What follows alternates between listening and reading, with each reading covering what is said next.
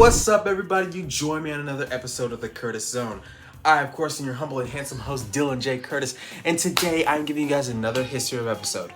Today we are talking about a history of Loonatics Unleashed. Now, this is a remake of a previous episode of mine, so sit back, relax, enjoy, and remember, hit the like and subscribe button for more content and for more of me and my bouncing packs. As you know, I cannot give you a history of episode or any episode period until I give you guys some news. And here is some news from the world of Marvel. Mark Ruffalo has no plans to return as the Hulk for future MCU projects. Nothing is set in stone yet, but it looks like they're going to do renegotiations for Mark Ruffalo. I'm sorry, I said Mark Wahlberg. Why did I say that? Anyway, it looks like they're going to be doing renegotiations for his contract so that he can return to the MCU. I really hope that we see him because he did a good job as the Hulk. Another piece of news from the world of Marvel is the fact that Mike Coulter keeps teasing his return to the MCU as Luke Cage. In fact, he posted on his Instagram feed of him with his co-stars and the fact that they'll be doing a cameo in Daredevil Born Again. Nothing is set in stone of whether or not they're going to be returning as heroes for hire, but it's looking like a yes. Batman movie that the cast list is set for Batman Brave and the Bold. Now, I don't know who is 110% playing in it, but it looks like we're going to get the entire Bat family, including Damian Wayne, in this upcoming Batman the Brave and the Bold. I can't wait to see it. Now, let's get into today's episode, and remember, hit the like and subscribe button for more content.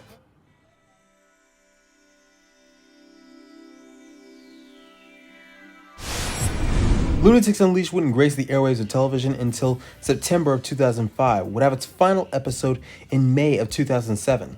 It was part of the Kids WB lineup, along with Static Shock and a lot of other shows.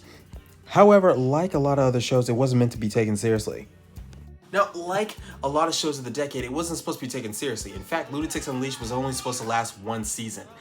But it was so critically reviled that they had no choice but to make another season. Actually, it's one of the reasons why I enjoyed it. And now that we talked about the non-fiction origin, let's go to the fictional origin, shall we? And remember, like and subscribe.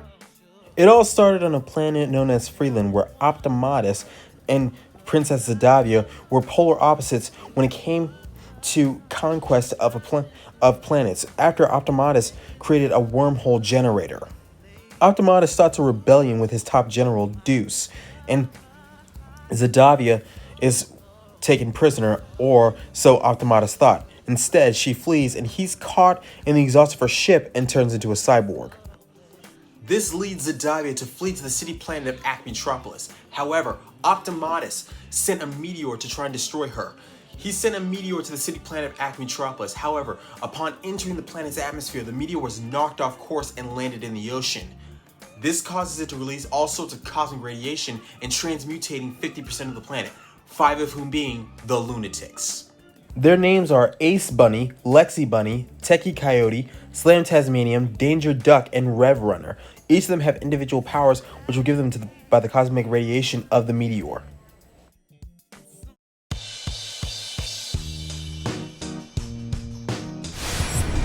The first important moment that you need to know about are the villains. The first villain is Weather Vane, who had the ability to control the weather, and she planned to plunge the entire planet of Acmetropolis into a permanent storm. She was voiced by the ever-so-talented Hayley Kiyoko, who you may remember from Big Bang Theory. The next villain is Black Velvet, who was voiced by the ever-so-talented Vivica A. Fox. Black Velvet planned to turn the entire planet into a permanent darkness using the Lightwave Eliminator and an Acmetropolis Series 5 radar and Tech's ingenuity. Yeah, this woman was awesome. The next villain we're going to talk about is Massive. He had gravity powers. His powers are all about give and take. He can make half of you reach for the sky and the other half hit the floor. Massive was a thief, and he was voiced by the late great Michael Clark Duncan, which was actually pretty cool. Final important villain is Cypher. Cypher has the ability to take anyone else's abilities, and once he touches you, he can take all of your powers. This is a very important villain, and he was voiced by, you know what, I'm not going to spoil it for you, but all I can tell you is that the person that voiced him also currently voices Nightwing on Young Justice. The next important moment you need to know about is when we meet General Deuce. General Deuce was the top general on Zadavia's home planet. He was the top general for Optimus' army. However, he went a little bit crazy and decided to try to plunge the universe into pure chaos with his army of robots. But Zadavia put a stop to that and banished him from her planet. The next important moment that you need to know about is when Zadavia lost her powers because a character known as the Keyboarder stole her powers and put it in a cosmic guitar. He then freed her brother and Deuce, and this leads to the final episode when they go to Planet Blank, where we meet Tweetums, which was an action film version of Tweety. He's king of Planet Blank. That crafty little bird went up against Optimus, Deuce, and the guitar and the keyboard maker, and they went up against each other in a war for Planet Blank. Digging deeper into the final episode, Tweetums and Optimus go head to head with the help of the Loonatics. However, Deuce betrays Optimus, and he plans to plunge the universe into pure chaos again using the Planet Blank's portals. You see, Planet Blank is the center of the universe, and he plans to use the portals as a way to plunge the universe into an infinite war, with him as the top general for all armies. It's gonna be pretty fun, guys. It was a pretty great episode. I highly recommend it. It's coming on, it's coming on, it's coming on, it's coming on. Now that that's done, let's talk about my favorite moments. Now I only have 3 favorite moments, guys. My third favorite moment is when Danger Duck goes underwater and we find out that he has a second ability known as his Aqua Dance ability, which is basically a cosmic version of his powers, which we're gonna go over in powers and abilities. Pretty cool, guys, pretty cool stuff. Watch the episode, second episode of season 2. My second favorite moment is when we see the Guardian Strike Sword. You see, the Guardian Strike Sword was used by Ace, but he didn't know it was the Guardian Strike Sword until later in the series when he goes head to head with Deuce. Watch that episode, guys. I'm not gonna spoil everything, just watch that episode. Now, my number 1 favorite moment is in an episode known as The Circus. In this episode, the Loonatics have swapped powers, so they have to learn how to use each other's powers, while at the same time, Tech has to figure out a way to swap them back. While at the same time, they've all been combined with DNA from other animals in a circus. It was a pretty great stuff, guys. I'm not spoiling the whole thing, but all I can tell you is that it was pretty great stuff.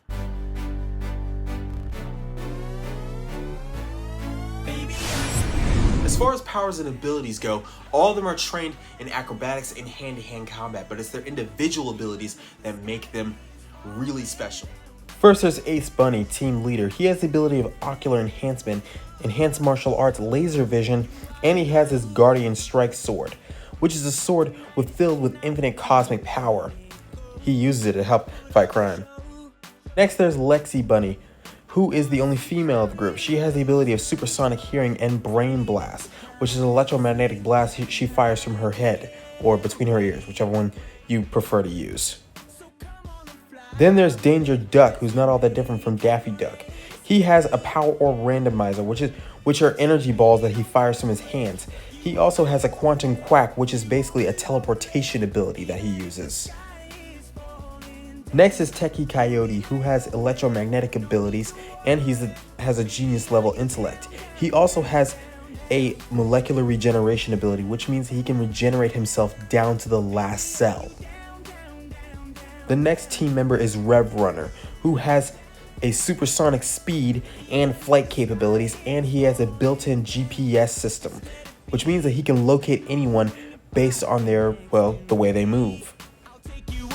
The final team member is Slam Tasmanium, who has a tornado randomizer, super strength, and a thunder mode, which means he has the ability to generate electricity while he uses his tornado powers. Pretty cool stuff, if you ask me. With that said, another episode of the Curtis Zone comes to a screeching close, ladies and gentlemen. But remember, hit the like and subscribe button for more content. And remember, hashtag Restore the Snyderverse is still the sponsor for today's episode, for all of our future episodes. So remember to hit the like and subscribe button, and always remember, to leave a hashtag for Restore the Snyderverse. If you have any questions, comments, concerns, or if you just want to make a request for a history of episode, leave it in the comments section below.